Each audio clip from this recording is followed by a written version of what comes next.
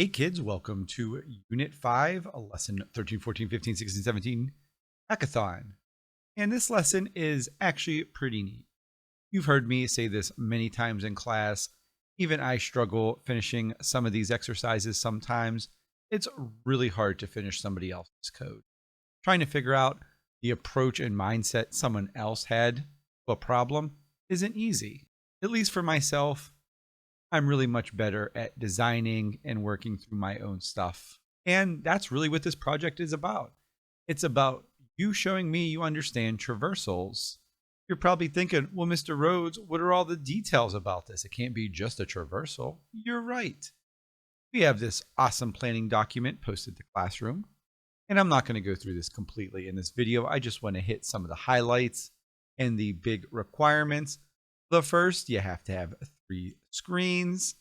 Next, we got to use a data set. Like I said before, this is all about applying that knowledge of traversals. Specifically, you are going to apply it in one of 3 ways to me, either by mapping a list, reducing a list, or filtering a list. You're probably thinking, well, Mr. Rhodes, we really haven't covered this too much in class. And we really haven't. We haven't talked too much in depthly about the type of filters. We've just been practicing them. There is a neat little image around. If you Google this, it'll come up. I think it explains exactly what this map, reduce, and filter list is. For example, on the map feature, we can map certain ingredients in order to make a meal. Under the filter list, which we are going to do in this video, you are just looking through a specific item in a list. In here, just looking for the vegetarian items. And then a reduce list that finds min, max, or adds up a total amount on the screen. Those are 3 ideas here. Again, filter is usually the easiest to do, and that's what we're going to show in this video. Back to our requirements here. We have to have variables, functions, our conditionals, if-else statements, lists, which are our traversals, and loops. We're going to have a lot of comments in there. Everything in there has to have a purpose to our program. We just can't throw functions in there for the sake of functions. All of our IDs have to have meaningful names. And when I run the program, there can't be any of those yellow triangles or red. You're going to go through a couple of steps here. You're going to look through some data sets, pick the data set you want, pick 3 different data columns that you want to use. And we're going to talk about that here in a minute. From there, you're going to brainstorm, what can we do with this data? Can we filter it, map it, reduce it? What works best for your app? Then my favorite, we are going to prototype this out. We're going to draw some pictures. Kids, whenever we try to just start writing stuff, usually we forget what we're doing and we end up on some random tangent. This here helps us stay focused within the scope of the project and make sure we meet all of the requirements of. So take a minute, draw it out. There is this great little paper that I will have in class for you to draw it out. And you know how I love to hang stuff around the room. And then we're going to actually start building the app. You're going to write down, hey, what are some of the IDs? What are some of the function names? What are some of the variables that I'm going to order for this to happen? What conditional am I going to use? What loop am I going to use? What are my event handlers? What are my functions? After you think that through, we're actually going to go ahead and build it. And if you're curious how I'm going to grade it, well, all of the guidelines are right here. Please take a moment, read through this. This is what gets you your grade, and it is an important one. Let's take a look at the app I am going to design. Here is my app. I decided to look through the CSP data, and I just wanted to break down some of the information, some of the interesting facts I saw. So my app just looks at that. When you hit the Learn button, you go to a second screen. It prompts you to pick a state to find some stats about it. So let's go to our state of Ohio. And you can see last year about 3,500 kids took the exam in Ohio. and 178 schools. That's about 24% of Ohio schools offering the AP CSP exam. You can see the 3 data sets I am pulling: total number of students, total number of schools, and then the percentage of that. And then down here, if you click the test info button, this takes you to a screen that tells you information about this year in 2022. We have to have the create task, which is this little app is trying to prepare you for. That is due Monday at midnight. And then the exam is happening on the following week, Monday, May 9th, whatever local time zone. You hit the back button, takes you back here, and you can pick up. The final part of this is going to be turning in a additional worksheet. This right here is the written response. As you just heard me say, this is trying to prepare you for the create task that is due Monday, May 2nd. And this just mimics very closely to what you're going to turn into AP. Again, this is just preparing you for the app that you have to turn in. This video isn't going to handle the written response, nor am I going to dive deep into the creative process behind designing out this app.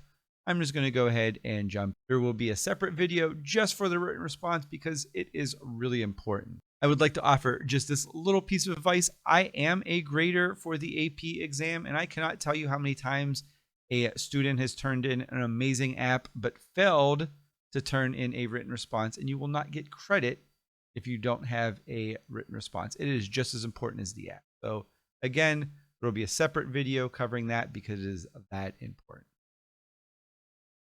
Let's go ahead and jump into lesson 17 and start designing out the app that I showed earlier. Again, this isn't going to cover the creative process. It's more about showing you how to code the app that I showed earlier. That's this app here. And this is the screen I really want to start on, because this is the heart of the app. The other 2 screens are really just event handlers. The first one is a welcome screen, just telling you, do you want to learn more information? The second one is about this test information. You can approach this many different ways. I am going to approach this from the standpoint of getting one piece of information working and then adding from it. To me, just getting it working always makes the whole entire process a lot easier. You might have a completely different approach, and that's fine. And the one important thing you have to understand throughout your entire coding process, you have to find what works for you. We all learn different. We all do things differently. Find the approach that works for you so you can learn best. If we look here, I'm working through the AP CSP data. So let's go ahead and take a look at that first. That's handled up here under data. If we go down to miscellaneous here, we can see AP Computer Science Test Taker Demographic by state. If I click on that and hit import, you can see this is the data I'm going to use. So if I click on it, it's going to bring up this Excel sheet. That's what it is. If I go back to my app and we look at Alabama, it says 257 students took the exam. And if you look right here, that's that same number. Alaska, 117, 117. Same thing's happening with this other data. This 11 in Alaska comes from total schools offering the exam. You can see I'm just pulling different data and putting that variable in a giant text. That's all this is. If you want my best piece of advice on how to do this one, the previous lesson, lesson 11, number 8, the air quality index. If you look through this code here, this is exactly what we're going to be doing today. It's a filtered display. This seems rather complicated, but it's not. It's really just getting some data, setting up another variable to handle a specific piece of that information. We filter it to clear it. We're checking a drop down here to see if that matches the state we're at. We have our traversal that's going to look through that list. If that state drop down, it's that name right there. Well, at that index, we're going to append that list throughout. That's all we're going to be doing today. Before we set up that data, we really need to do a little design. And again, like I said, I'm going to do just a minimum and just keep adding. I'm going to go to design, and this is going to be our info screen. We're going to name that just like that. I'm going to have a drop down here called my state drop. And we're just going to be testing for states. We're going to just do Ohio first, just in order to get it work. I'm not going to do any real design parts right now. I'm going to come back to that in a minute. I am going to pick a default theme though. The last one was the robot, so I'm just going to click that, make it prettier, just a little quicker. After that, we also need to design an area for that text to go into, and that is going to be our text area. Drop it down there, and that's going to be my info text for that. Block that out a little bigger down here. That works pretty good. Let's go ahead and start coding this up.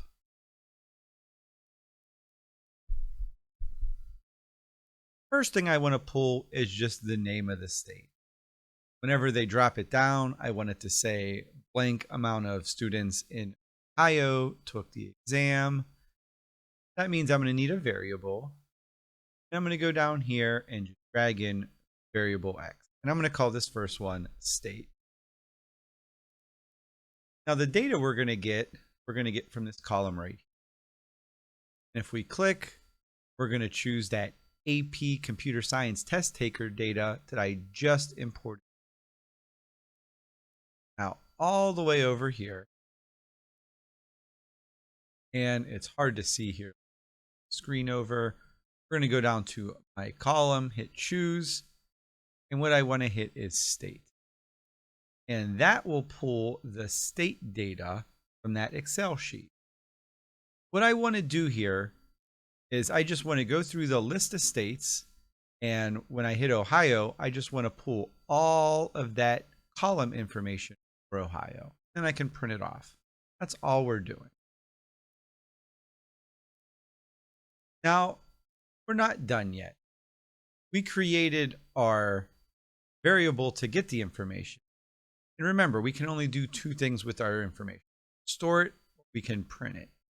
Means we need to set up another variable to handle the specific information for the specific state, in this case Ohio, to handle that information. I'm also going to start commenting this out so I understand what's going on. This gets data. We're going to do our filtered list, so we might add that comment now. Go to our variable, and we're going to drag in another variable. Now this is going to be a special kind of variable. We're going to be holding information. So for this, I'm actually going to make this a list. You can drag in it this way if you want. And I'm just going to make this one filtered state. And that is just going to equal an empty list that we can add to by just using. We'll have errors right now because, well, we haven't called any of this information. Now's the fun part. Let's set up that big function that is going to handle filtering all of that data. So I'm going to drag a function in. And when I go through it, I'm going to go through it just like I did on that air quality. If you remember, the first thing I need to do is I really need to clear all previous data, because if I don't, every time I do this drop down, it will just keep adding to the list. I don't want that. So I'm going to go down here. I'm going to drag out my variable. Whoop, I don't want this one because I've already declared it. I want to drag out my list down here, and I'm just going to copy this one down here. And again, I just want to make sure. Also, probably a good time to name our function. I'm just going to name this data filter because that's what it's doing. At this point, we created data to get a state. We created a spot to hold that state once we find it. And we're creating a function to handle it. So we needed our traversal. Now, the first thing I need to do is I need to have a variable to hold whatever position we're at down here.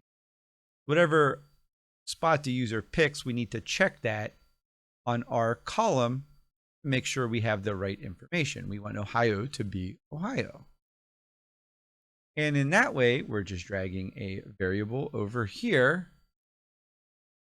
And we're going to call this one selected state.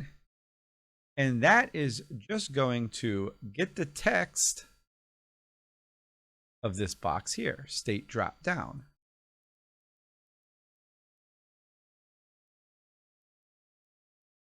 Ooh, we should spell this one. How are we going to find that information? How are we going to find out if this Ohio matches the Ohio in the information we're going to go through? Well, for that, we're going to need a for loop. Drag a for loop over here. And we're going to look through the index. And the index is the state list. So we're going to look through the state length of the list. All this is saying is on this data right here, I want you to start at the first one. And I want you to go all the way to the end. Start at Alabama, all the way to Wyoming. That's all this is saying right here. Now we have to figure out if the user picked this name, are we on the same piece of that in the column? We're going to need one more variable. And this variable is going to be the state that we selected there. So we're going to call it state list. And that's just going to equal whatever position we are at in our data sheet. That means if we're at Alabama, that means we're at Alabama, and that's just going to be that index. So everything along that column we're going to look at. And we're just going to call that state from above. We're just going to use that index. So if Alabama's position 1, well, now state list equals 1. So now we're just looking through that line 1.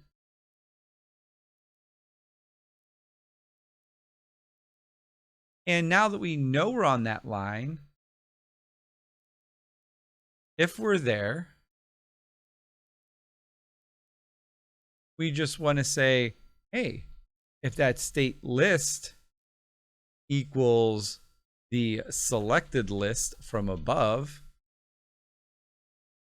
so if this drop down equals that list on that index, well, we want you to append an item to it. We want you to add stuff to that list. I'm going to go down here to append. I'm going to add that. And this one is just going to be filtered state. I'm going to copy that one down there. And I'm going to filter for whatever position or whatever index of that state that I'm on. That means every time I go through, it's going to hit whatever state, mark it as an index, and then record it there. So if I hit Ohio, it's going to look through for Ohio for whatever that index is. And if that drop-down menu here equals that on that index, well, that's the information I'm going to put. For this one, it's going to be state name. Now, if I do an event controller here, And whenever state dropdown clicks, I can set the text here of the info area to whatever now my appended item is. So now in this case, I'm appending the information to filtered state. So this is what I want to print off. I do not want it in quotes because I don't want it literal. I want the variable. That means when I hit run, when I go to the drop down Ohio here, I should get the word Ohio printed out here because the only information I'm filtering right now is just a state name. Let's see if I'm right, kids. Run.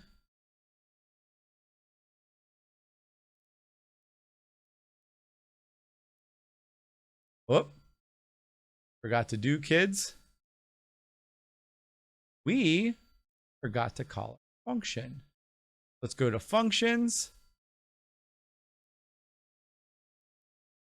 Let's go here and let's run data filter. And then after we run data filter, spell it right, we can set the text of it of whatever it is. This text here could also go in right here. So after we run this, it should set the text to this area, and then we can, doesn't matter where that goes, maybe keep it probably a little bit.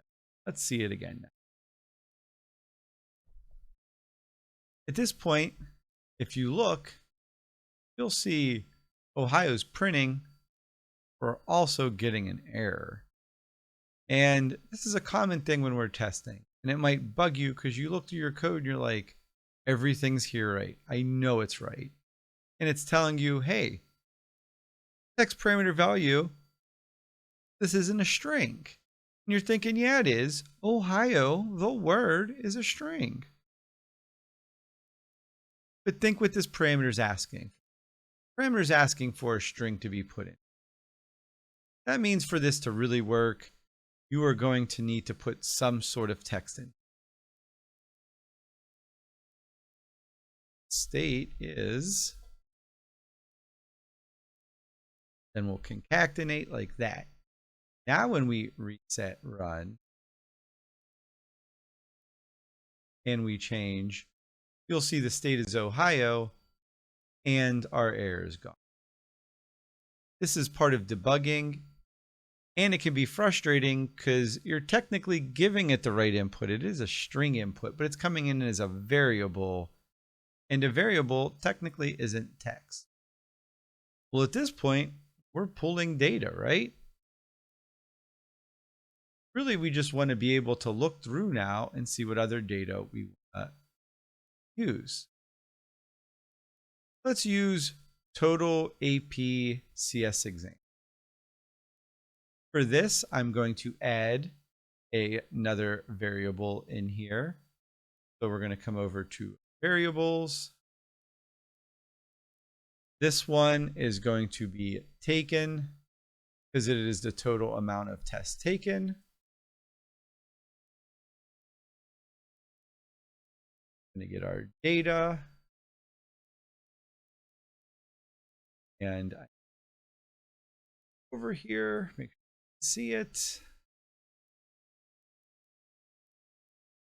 Move over, and we're going to use the total AP CS exam. Really, at this spot, it's a lot of just adding what we've done. And I'm really going to go over to text mode because I'm going to start commenting stuff out as we. Now, we need to filter the data the same way we did. I'm going to create another variable, and it's going to be called filtered taken. And that's just going to be an empty one right now. Our function here, filter, I'm going to start commenting this out too. This clears previous data. And let me show you what's happening. Just comment this one out here. And reset, run it. If I go to Ohio, Notice every time I drop down, it just keeps adding something. Well, that's because we're not clearing it. So this little piece of data here just clears off my. That means we want to do filtered taken like that. Here's my loop. This right here is creating a variable to hold what the user selecting. So this is variable hold what user is selecting.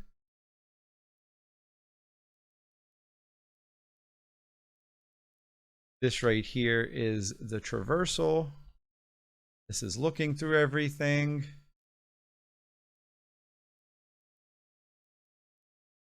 This one here is going to search the index as a state and match it up to the one we selected. So this matches index to state selected. And then if that state's selected, it's going to append items. So this is where we add items to the list. That's our filter right here. And then this sets our text and our items here. So item. And this time we want to do filtered taken. And that one is going to be our taken index up there. Now we can come over here and set that text. Let's just do space to C. And then we are going to do filtered taken. Got our semicolon here. Don't forget that. And that should add to it. And this is still changing it. Let me go to our block mode. We have all of our little comments here. Could add this our main function right. Go back to blocks. Now when I hit run in Ohio, see we have Ohio and the amount of tests taken. Starting to add up pretty good. And I can start formulating my sentences. Let's just get one more piece. We're filtering so far state, the test taken, and if we look through our data here, I think there's the total amount of schools over here. Total schools that offer a program. Let's go over it. So I'm going to go back to my code. I'm going to add another block here.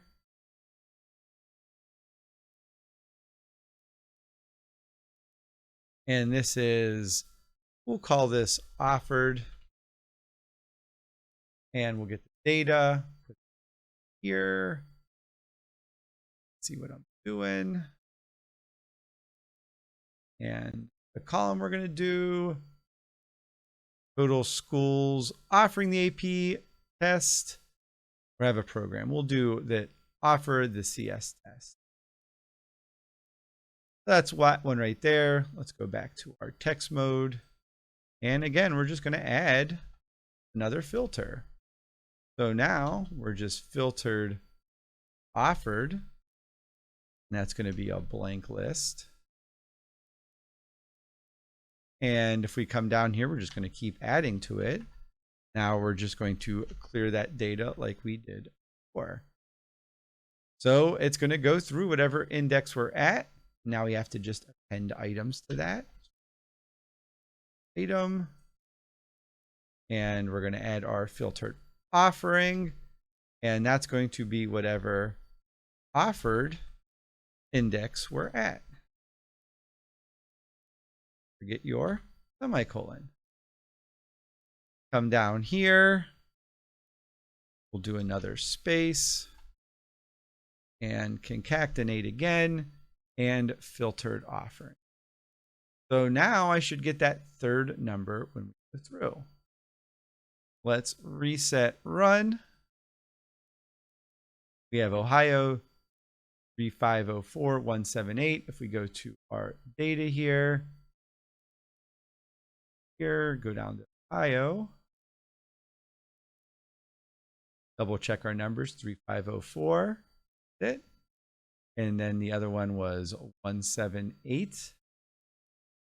And there's our 178 number. So we're pulling our 3 pieces of information and we're starting to go through. Hey kids, and Mr. Rhodes from the editing room here. Sorry about the audio on my previous video. I was messing around with the gate. Should have checked it a little better before I recorded a long video. You may be wondering how you add more states here.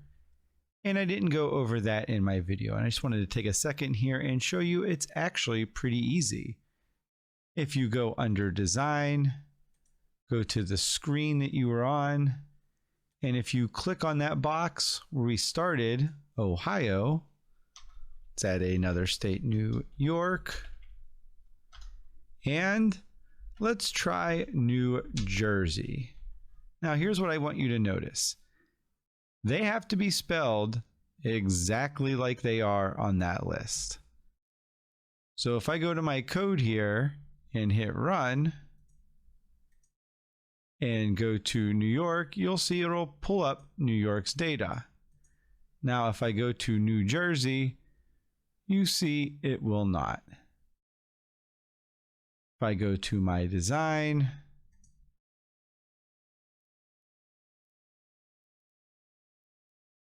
and just change that to the correct spelling, run it to New Jersey now, you see it'll pop up. So again, just make sure you look through the data and how it's spelled, capitalization and everything. It's very important. Now, that looks pretty good. And at this point, what I'd like to do is probably get the entire app working the way I want. So I'm going to add 2 other screens here. So if I go to Design, I'm going to go New Screen. I'm going to call this one Start Screen. And on this one, Design, let's add a button now. Screen here. We're just going to add 1 button. This is going to be our Learn button. And this is going to take us so we can learn about more.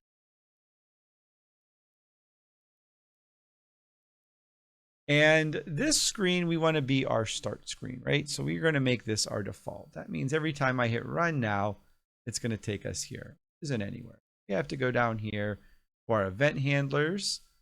And let's add some more events. So anytime here, the Learn button is clicked, we are going to set the screen to our info screen. And remember, we needed 3 screens here. So on our info screen, remember we had something about the information on the test. So we're going to test info. And this is going to be our 1, 2, CSP test info. Paste there. We'll get it centered there. And go back to our code. Ooh, doesn't. Our event handlers. Event handlers.